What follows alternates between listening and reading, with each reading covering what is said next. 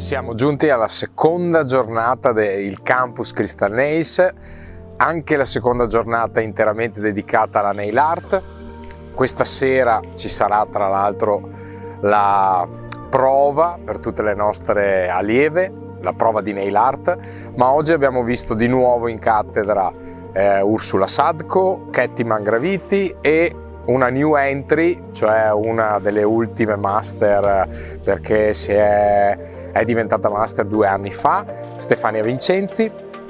Sono state nail art abbastanza spinte, 3D, macro, zostovo, e quindi stasera ci sarà il riassunto con la prova pratica che scoprirete se guarderete fino in fondo questo video.